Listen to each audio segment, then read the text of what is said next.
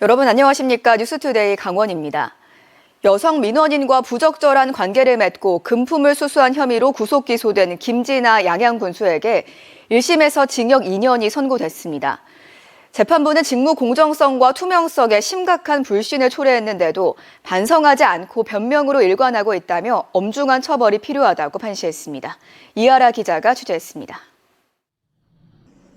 김진아 양양군수가 차량 뒷좌석에 옮겨 탔다 잠시 뒤 바지춤을 정리하면서 다시 내립니다. 김 군수의 자켓 주머니에 여성 민원인이 봉투를 은밀히 찔러주는 장면도 CCTV에 선명히 찍혔습니다. 김 군수와 이 여성 사이에 금품과 부적절한 행동이 오고 간 사건과 관련해 1심 법원에 선고가 내려졌습니다. 김진아 양양군수와 민원인, 박봉균 군의원 3명의 피고인 관련 사건에서 유죄로 인정된 건 크게 4가지입니다. 김진아 군수는 뇌물수수, 민원인은 뇌물공여, 김 군수와 민원인 모두 청탁금지법 위반, 민원인과 박봉균 의원 모두 성폭력 특례법상 촬영물 등 이용 협박 혐의입니다. 춘천지법 속초지원 형사부는 김진아 군수에게 징역 2년에 벌금 1,000만 원을 선고했습니다. 또 뇌물로 받은 안마의자를 몰수하고 500만 원을 추징했습니다. 민원인에게는 징역 1년 6개월이 선고됐습니다. 재판부는 뇌물에 대한 직무 관련성과 대가성 모두 인정된다고 판시했습니다. 재판부는 민원인과 연인 사이였다는 김 군수 측의 일방적인 주장을 납득하기 어렵다며 받아들이지 않았지만 강제추행을 당했다는 민원인의 주장 또한 받아들이지 않았습니다. 1심 재판부는 김진아 양양군수와 민원인이 뇌물을 주고받은 부분을 혐의로 인정했지만 강제추행 부분은 인정하지 않았습니다. 재판부는 위력 내지 협박에 따른 강제적 성관계라고 볼 수 없다며 민원 해결에 관한 도움 등을 기대하고 성관계를 가진 것으로 보일 뿐이라고 판단했습니다. 또 이 여성과 공모해 군수를 협박한 혐의를 받는 박봉균 양양군의회 의원은 징역 1년에 집행유예 3년이 선고됐습니다. 박 의원은 군정의 문제점을 파헤쳐 민원 해결을 도와야 하는 지방의회 의원에 대한 탄압이라며 반발했습니다. 군 의원이 아무것도 할 수 없는 거죠. 민원인이 민원을 가져가가지고 해결해달라는데 그런데 이거를 갑자기 협박 사건으로 둔갑을 시켜가지고 이렇게 재판을 받게 하면 어느 민원인이 와서 어느 얘기를 한들 앞으로 어떤 군 의원이 청원을 받을 것이며. 김진아 군수 측과 박봉균 의원은 즉각 항소하겠다고 밝혔고 검찰과 여성 민원인 측은 항소 여부를 검토하고 있다는 입장입니다. MBC 뉴스 이하라입니다. 지난주 춘천에서 야간 작업을 하던 재활용 수거 차량들끼리 추돌해 50대 근로자 1명이 숨졌습니다. 정부가 생활 쓰레기 수거는 낮에 하도록 권고하고 있는데도 여전히 야간 작업이 이뤄진 겁니다. 나금동 기자가 취재했습니다. 어둠이 짙은 새벽 춘천 팔미교차로. 차량 2대가 점점 가까워지는가 싶더니 앞차가 멈춘 순간 뒤따르던 차량이 그대로 부딪힙니다. 춘천시 생활 폐기물 수거 용역업체 차량들입니다. 사고는 이곳 도로에서 발생했습니다. 앞서가던 차량이 도로에 뛰어든 고라니를 피하려다 급정차했고 뒤따르던 차량이 이를 피하지 못하면서 추돌 사고로 이어졌습니다. 이 사고로 조수석에 타고 있던 50대 근로자 1명이 숨지고 또 다른 근로자 2명이 다쳤습니다. 춘천에서 생활 쓰레기와 음식물, 재활용 쓰레기를 수거하는 14개 용역업체 근로자 188명 가운데 85%가 넘는 161명이 야간에 일을 하고 있습니다. 2012년부터 춘천에서만 야간 작업 도중 4명이 숨졌습니다. 불빛에만 의존하고 그렇게 운전을 하면서 하다 보니까 아차하면은 진짜 순간적으로 큰 사고가 항상 다발적으로. 폐기물 관리법 시행 규칙은 생활 폐기물 수집 운반은 주간 작업을 원칙으로 규정하고 있고 환경부 역시 2019년 생활 쓰레기 수거를 주간에 하라는 지침을 내렸지만 7년째 지켜지지 않고 있는 겁니다. 경기도 의왕시의 경우 2011년 주간 근무로 전환한 뒤 사고율이 43%나 줄었습니다. 타 지자체처럼 춘천시도 주간 작업으로 전환을 했으면 지금과 같은 이런 사고는 발생하지 않았고 사전에 막을 수 있었다는 것이죠. 시민 불편을 줄이기 위한 쓰레기 수거 조례 등 예외 조항을 근거로 야간 수거를 하고 있다던 춘천시는 사망 사고가 난 뒤에야 노사정 협의를 열고 주간 작업 전환 여부를 논의하겠다고 했습니다. 근로자의 임금 감소, 환경공원 인근 주변의 불편 등 여러 요소를 종합적으로 고려해야 할 사안으로 이해관계자와의 충분한 협의를 통해 합리적인 방향을 모색할 계획입니다. 강원도 18개 시군 가운데 야간 수거를 하는 곳은 현재 춘천과 속초 단 2곳뿐입니다. MBC 뉴스 나금동입니다. 지방의회는 주민을 대표해 지역의 정책과 행정을 감시하는 역할을 하는데요. 행정사무감사에서 의회가 제 역할을 잘 수행하고 있는지 시민들이 모니터링을 진행해 그 결과를 발표했습니다. 보도에 윤하은 기자입니다. 지난 13일 열린 원주시 의회 행정복지위원회 행정사무감사. 원주시 시설관리공단 이사장의 법인카드 사용 내역과 관련해 의원들의 매서운 질의가 이어집니다. 횡성 우천까지 가서 영양탕을 드셨어요. 이거 누가 가서 이해를 할까요? 누가 납득시킬 수 있을까요?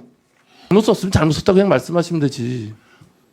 관 외에서 결제를 하거나 업무 추진비 결제 이후 취소가 잦았던 점을 들어 업추비 인상을 취소하고 부정 사용분도 반납할 것을 요구합니다. 장수촌 염소탕 44만 4천 원, 그리고 나서 28만 7천 원이라 15만 원 나눠서 결제하셨잖아요. 2번에 나눠서. 직원들 고생시키지 마십시오. 이사장님이 잘못 쓴 것 때문에 직원들이 이거 품위서 맞추느라고 다른 업무 하겠습니까? 이래서? 행정사무감사에 적극적으로 자료를 준비하고 질의하는 의원도 많지만 자리를 이탈하거나 질문 하나 던지지 않는 의원도 있습니다. 정치에 관심이 있는 원주 시민 30명이 의회가 감시 기능을 잘 수행하고 있는지 행정사무감사 모니터링에 나섰습니다. 우리가 살고 있는 원주시가 좀 어떻게 돌아가고 있는지, 시정이 제대로 운영이 되고 있는지를 견제하고 좀 살필 필요가 있다고 생각을 해서 모니터링을 진행하게 됐습니다. 생업이 있어 바쁘지만 직접 회의장을 찾아 방청하거나 온라인 중계를 보고 회의록도 분석했습니다. 지역구 중심이거나 특정 집단만을 위한 발언인지, 정확한 근거와 대안은 있는지, 얼마나 성실하고 품위 있게 감사에 임하는지 등 공익성, 전문성, 성실성을 고려해 점수를 매기고 우수 의원 3명도 선정했습니다. 평상시 태도나 능력에 대해서 짐작할 수 있었다라는 점하고, 어떻게 보면 사실은 저희가 워스트 의원을 선정하는 게 오히려 더 쉽지 않았나 하는 생각이 좀 들어서 이런 부분에 대해서는 각 의원님들께서 좀 분발을 해주셨으면 좋겠다. 시민 정치 모임은 상반기 행정사무감사 모니터링에 이어 하반기에는 원주시의 예산안을 살피고 시민의 입장에서 의견을 낼 계획이라고 밝혔습니다. 또 행정사무감사 처리 결과를 홈페이지에 공개하고 의회 방청을 언제든 시민에게 허락할 것과 더 많은 시민 참여를 이끌 수 있는 방안을 마련하라고 의회에 요구했습니다. MBC 뉴스 윤하은입니다. 통계청이 지난해 4분기 강원 인구 감소 지역의 생활 인구를 조사한 결과 등록 인구 대비 체류 인구가 5.4배로 전국 평균인 3.6배보다 크게 높았습니다. 특히 강원 체류 인구의 81.3%가 다른 시도 거주자로 외지인 비중이 전국에서 가장 높게 나타났습니다. 강원 체류 인구의 1인당 평균 카드 사용액은 12월 기준 11만 7천 원이었고 카드 사용액 중 체류 인구가 차지하는 비중은 47.9%로 전국 최고 수준을 기록했습니다. 속초시가 골목형 상점가 지정 기준을 완화해 골목형 상점가 신청을 받습니다. 속초시는 최근 속초시 의회에서 골목형 상점가 지정 및 지원에 관한 조례 일부 내용이 2,000제곱미터 이내 면적의 소상공인 운영점포 30개 이상 밀집한 구역에서 점포 15개 이상으로 대폭 완화하는 일부 개정 조례안이 원안 가결됐다고 밝혔습니다. 이번 조례는 다음 달 초 공포될 예정으로 속초시는 조례 공포 후 완화된 기준에 따라 골목형 상점가 지정을 희망하는 상권과 상인회 모집에 나설 계획입니다. 골목형 상점가로 지정되면 온누리 상품권 가맹과 환경 개선, 공동 마케팅 등 다양한 혜택을 받을 수 있습니다. 횡성축협의 아랍에미리트 중동 수출 협약에 이어 횡성군이 2차 중동시장 공략에 나섭니다. 아랍에미리트 할랄 인증을 받은 도축업체 주관으로 횡성군과 횡성축협, 횡성한우협동조합은 오늘부터 7월 2일까지 두바이 현지에서 횡성한우 홍보전을 벌입니다. 중동 지역 23개 유통업체와 13개 식품업체 등을 초청해 횡성한우를 소개하고 부위별 시식 행사를 진행합니다. 횡성구는 순차적으로 관세가 철폐되는 소고기 시장에 대응해 고급육 육성 정책으로 중동 부유층을 겨냥합니다.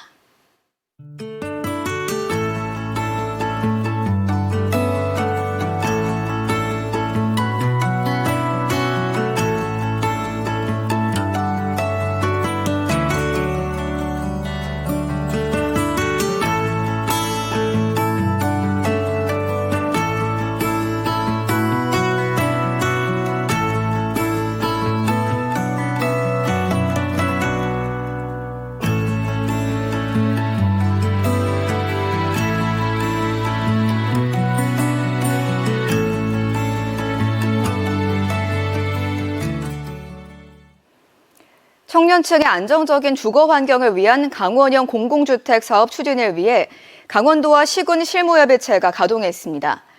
협의체는 홍천과 화천, 강릉, 영월, 태백, 정선에 522세대를 조성하기로 했습니다.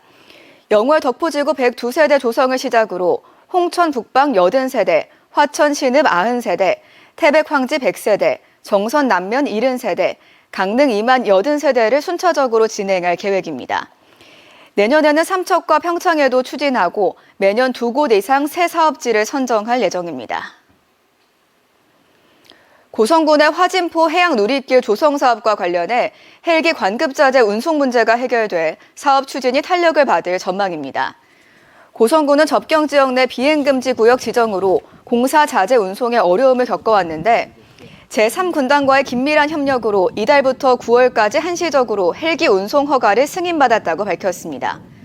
화진포 해양 누리길 조성 사업은 170억 원에 들여 김일성 별장에서 공군부대 입구까지 2.9km 구간의 해안 데크 탐방로와 전망대 등 부대 시설을 설치하는 해양 관광 개발 프로젝트입니다. 대상 지역은 군사시설 보호구역과 비행금지 구역으로 설정돼 있는데 군 작전성에 영향을 주지 않는 범위에서 험준한 사업 구간에는 헬기로 고중량 공사 자재를 수송할 예정입니다. 원주시 상하수도 사업소가 지하수 고갈과 오염에 따른 물 부족 사태 해결을 위해 소초면 농어촌 생활용수 사업을 다음 달부터 추진합니다. 이번 사업은 소초면 학곡리 일원에 상수관로 11.4km 매설과 가압장 4곳을 설치하는 것으로 도비 42억 원을 비롯해 53억 원의 예산을 들여 2027년까지 216가구에 수돗물을 공급할 예정입니다. 올해는 소초면 학곡리 칫송리길 구간에 상수관로 2.11km를 매설하고 가압장 1곳을 설치해 41가구의 광역 상수도 공급이 가능할 전망입니다. 동해시가 한국수자원공사와 협약을 맺고 바란동과 세운동 일대의 노후 상수관망에 대한 정비 사업을 추진합니다. 강원 뉴스 마칩니다. 고맙습니다.